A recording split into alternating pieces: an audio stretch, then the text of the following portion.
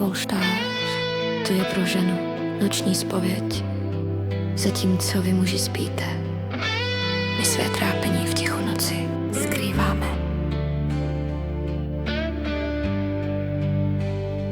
Polštář, ten ví své,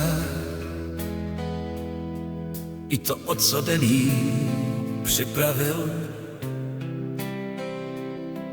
i to, kolik slz za zavřenýma očima je.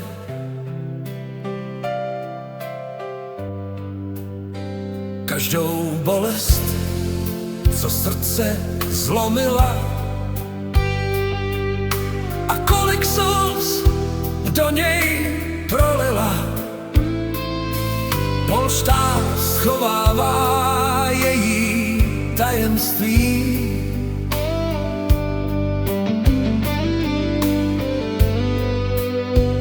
Kolik úsměvů denně rozdává, tolik bolesti a slz polštář schovává.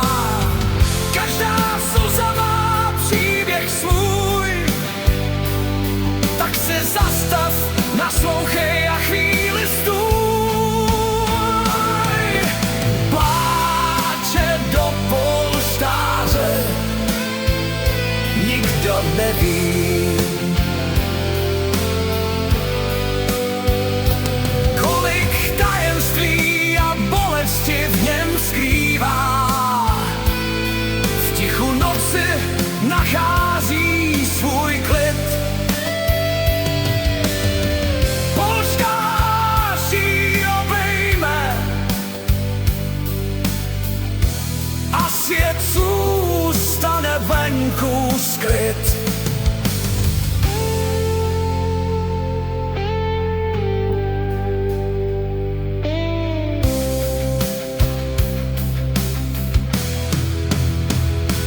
Polštář nasaje smutek i pláč, ví, co den skrývá a co vzal. Když přijdou tiché výkřiky a v noci začne křičen šál. Pláče do polštáře nikdo neví, kolik tajemství a bolesti v něm skrývá. V tichu noci nachází svůj klid. Polštář ji obejme